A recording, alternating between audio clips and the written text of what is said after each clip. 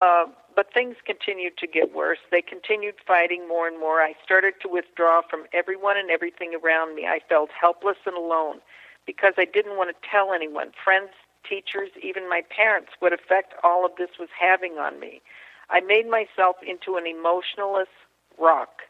I tried to kill every emotion that came to me. I still hate crying in front of people because I see it as a sign of weakness. I had spent so long hiding everything I feel and everything I am and making up lies to make it look like I'm normal, putting up a front of who I think I should be, that in all honesty, I don't know who the hell I really am. And let's talk about that in the context of this next quote, part of my interview again, about collaborative divorce with licensed clinical social worker Nancy Ross. They're often quoted, the person, the professional, the child specialist who's seeing the children will have met each time, will meet once with each parent to get their story, get as much as they can about who these children are and what their personalities are. And then they'll meet with the child alone, and maybe once or twice, because it's a very short-term process. And when she says here that they're often quoted again, she's talking about the kids being quoted. It's a time for that person to have a conversation with the kids or use toys, or sometimes we use puppets, various ways to have children just talk about their experiences in a way that, for example, you might work with a younger child, and the younger child might say, I don't like leaving Mom's house when I have to go to Dad's. And the child specialist can say, well, tell me more about that. What do you mean by that? What's that like? What don't you like? They won't guide them. They never lead them. They just follow what they've said. And as the child says, well, I'm in the middle of playing and I have to leave and I didn't want that to happen, well, then the child specialist can come back to the parents and say, well, little Johnny is throwing a tantrum, but Dad, it's not because he doesn't want to go with you.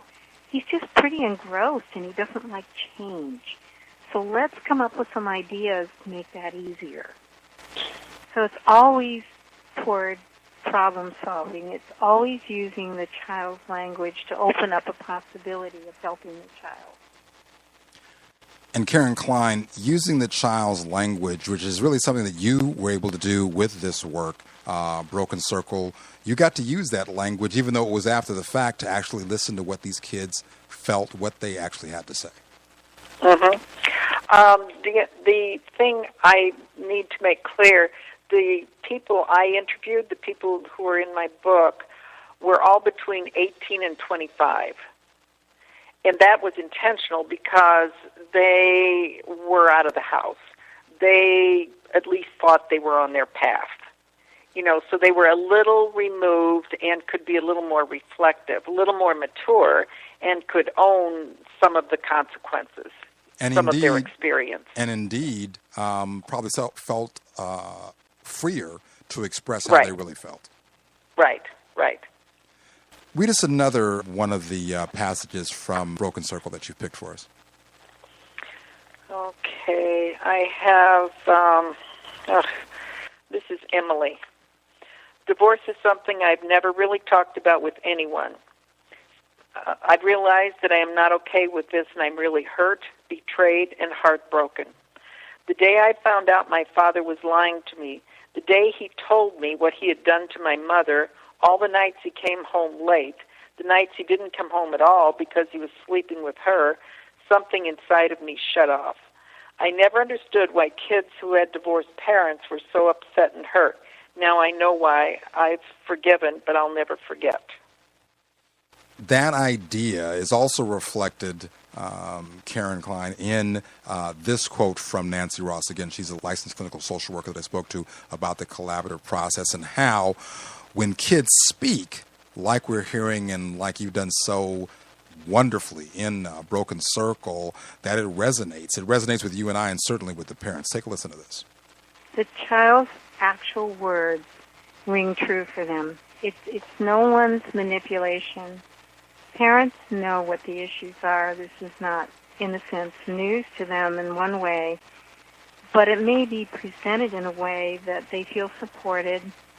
So yes, I have never seen parents who weren't, even if it's high conflict, I've never seen parents who weren't open and eager, actually, to hear what their children wanted, with the idea that it wasn't going to be used against them. Karen Klein, did you ever get the sense that any of these kids, and I have to give these kids credit, I mean, I think this is very brave of them in the first place to enter into such a frank and open conversation with you about their experiences. Did you ever get the sense that they were ever able to talk to their own parents about any of this? Oh, no. Pretty much no. I think that talking about it is just not part of, they can't do it. I mean, there's a lot of shame with this. This became obvious with the University of Minnesota counselor, Glenn Hirsch. He's a licensed psychologist and the director of counseling and consulting services at the U. And his video interview is on my Broken Circle website. But that was part of what his interest was. These kids come in up to talk to him. I mean, this is the age group he's dealing with.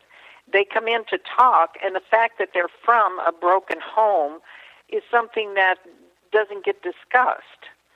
But they're talking about issues with relationships and self-esteem and how, all of these personal things, and the fact that there's a broken family in their background somewhere, that doesn't connect. So that was a very interesting thing, because Dr. Hirsch decided that it would, having experienced this and been part of this project, that it actually shifted some of his process. And that's amazing. I think that the fact that you've been able to draw this out of these kids, and again, if you're just joining us, you're listening to Mindset, Mental Health News and Information. My guest is Karen Klein. You can find out more about her and her work at KarenKlein.com, KarenKlein. Did I get that right, Karen? Yes. KLEIN.com. We're talking about one of her projects. It's called Broken Circle, Children of Divorce and Separation. It is a phenomenally powerful work, Karen. And again, I just want to applaud you, and thank you so much again for coming on the show. We've been trying to get this schedule for some time, and I'm really sorry that it's taken so long, but I think what you've done here is incredible. And along the lines of what you just referred to, the professionals, you've gotten some really substantial, significant feedback of praise and approval from people who work in this process, the process of divorce. Talk to us a little bit about that. Well, the project was unique, and I was fortunate in being able to take it to people who totally supported me. Totally supported the project, and like at the university, I was encouraged to exhibit, which I did, and that brought a lot of attention to, making it into the exhibit in a gallery there at the University of Minnesota actually brought a lot of additional attention to it, and in the newspaper and on the radio, and exposure for the book.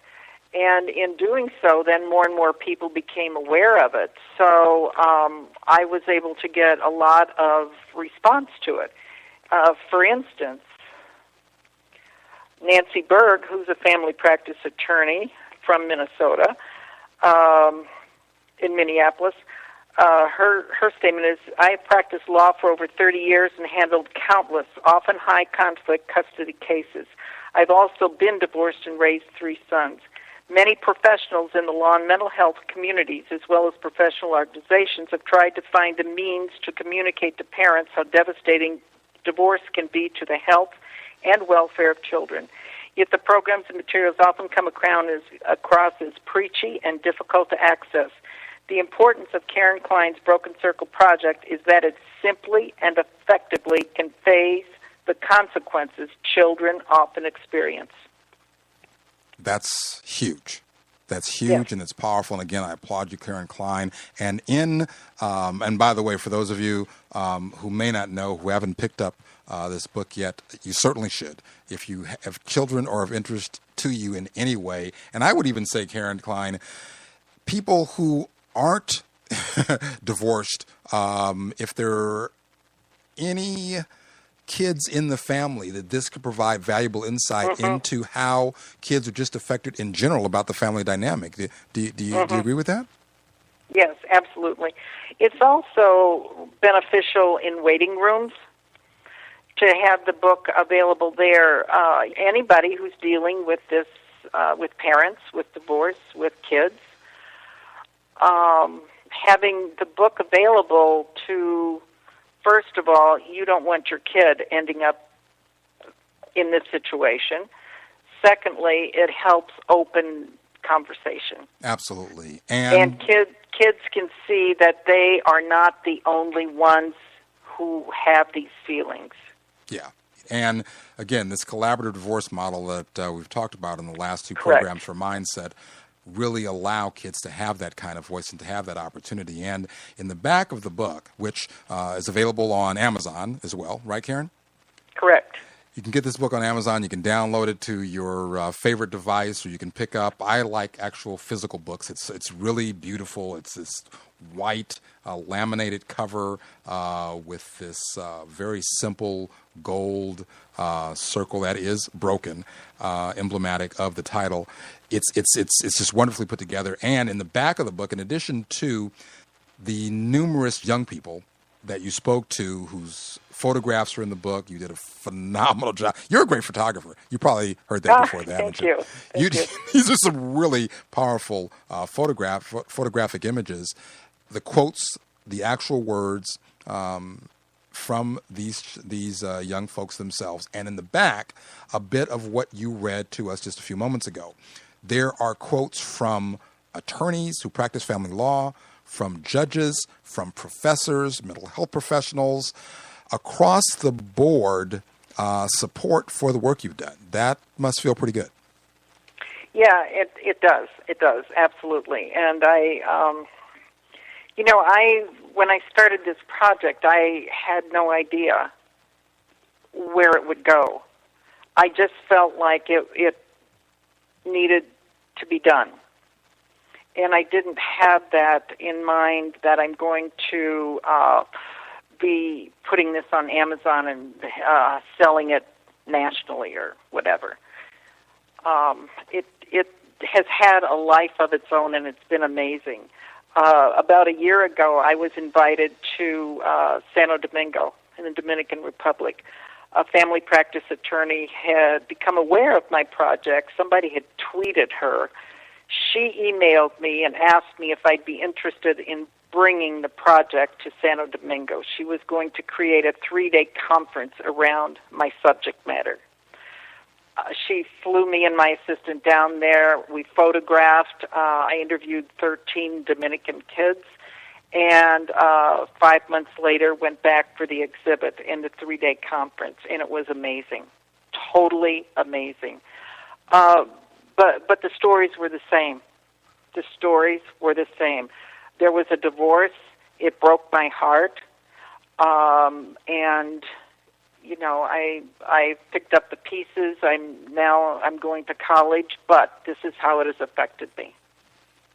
That's amazing. That's wonderful. And we should also say that Broken Circle has been translated into Spanish, right? Oh, that's correct, yes. That's also available on Amazon. Fantastic. And on that note, I want to play this last clip of my interview with licensed clinical social worker Nancy Ross, and then we're going to have a last comment from you about Broken Circle. What's your parting comment in terms of hopefulness and the idea that the way socially, culturally, legally